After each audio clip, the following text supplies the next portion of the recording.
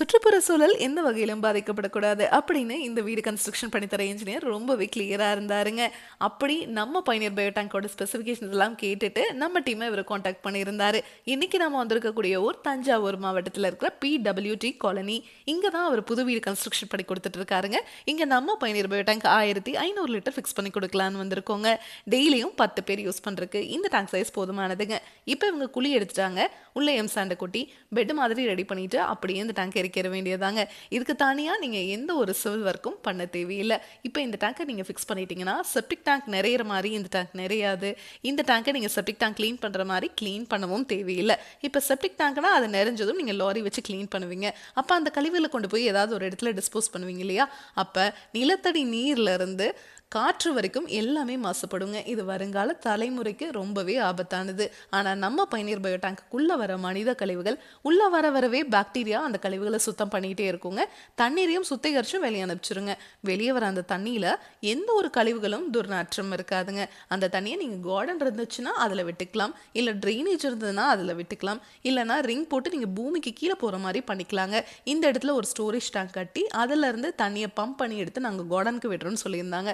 So அந்த மாதிரி தான் இவங்க இங்கே பண்ணிக்க போகிறாங்க.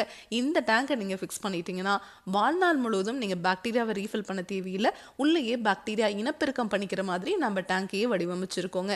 ஆமாங்க, இந்த டேங்குக்குள்ளே எப்போவுமே வெப்பநிலை ஈவனான ஒரு டெம்பரேச்சரில் இருந்துகிட்டே இருக்கும். இந்த வெப்பநிலை தான் அந்த பாக்டீரியா இனப்பெருக்கம் பண்ணுறதுக்கு ஹெல்ப் பண்ணுதுங்க. இதுவே நீங்கள் மார்க்கெட்டில் கிடைக்கிற எந்த பயோ டேங்க் வாங்கினீங்கனாலும் சரி, அதுக்குள்ளே நீங்கள் பாக்டீரியாவை 6 மாதத்துக்கு ஒரு முறை 2000 ரூபாய் செலவு பண்ணி ரீஃபில் பண்ணிக்கிட்டே இருக்கணும். ஏன்னு கேட்டிங்கன்னா உங்கள் வீட்டுக்கு மேலே தண்ணி தொட்டி, அதாவது ஸ்டோரேஜ் டேங்க் வச்சுருப்பீங்க. அது ஒன்றா கான்க்ரீட்டில் வச்சுருப்பீங்க, இல்லைனா சின்டாக்ஸில் வச்சுருப்பீங்க. அப்போ வெயில் காலத்தில் டேப் ஓப்பன் பண்ணிங்கன்னா சூடாகவும், மழை காலத்தில் சில்லுனும் வருங்க. அந்த மெட்டீரியல் எல்லாமே வெளியே என்ன டெம்பரேச்சர் இருக்கோ அதை அப்சர்வ் பண்ணி தான் அவுட்புட்டாக கொடுக்கக்கூடியது. அந்த மாதிரி மாறி மாறி வெப்பநிலை இருக்கிற இடத்துல பாக்டீரியானால இனப்பெருக்கம் பண்ண முடியாது. அதனால அந்த டேங்க்லையெல்லாம் நீங்கள் பாக்டீரியாவை ரீஃபில் பண்ணுறீங்க. ஆனால் நம்ம பயணியர் பயோ டேங்க் ரிஜிஸ்டர்ட் எஃப்ஆர்பிங்கிற மெட்டீரியல் செஞ்சுருக்கிறதுனால பாக்டீரியா உள்ளேயே இனப்பெருக்கம் பண்ணிக்கிறதுனால நம்ம டேங்குக்கும் 50 வருஷம் வாரண்டி, பாக்டீரியாவுக்கும் 50 வருஷம் வாரண்டி கொடுத்துட்றோங்க. இந்த டேங்க் இப்போ ஃபிக்ஸ் பண்ணியாச்சு. ஃபியூச்சரில் நீங்கள் ஏதாவது ஒரு கன்ஸ்ட்ரக்ஷன் ஒர்க் பண்ணுறீங்க அப்படின்னா கூட இந்த டேங்கை எடுத்து எந்த இடத்துல வேணாலும் ஃபிக்ஸ் பண்ணிக்க முடியுங்க. நம்ம பயணியர் பயோ டேங்க்கில் மட்டும்தான் அந்த மாதிரி டேங்கை எடுத்து வேறு இடத்துல மாற்ற முடியும். இதுவே கான்க்ரீட் சின்டாக்ஸ்னால் நீங்களே யோசிச்சு பாருங்கள். இந்த டேங்கை நீங்கள் ஃபிக்ஸ் பண்ணிட்டீங்கன்னா வாழ்நாள் முழுவதும் நீங்கள் எந்த ஒரு கிளீனிங்கும் பண்ண தேவையில்லை. இதை பற்றி உங்களுக்கு இன்னும் டீட்டெயிலாக தெரிஞ்சுக்கணும்னா பயணியர் பயோ செப்டிக் டேங்க்குங்கிற யூடியூப் சேனலுக்கு போய் பாருங்கள். Thank you friends.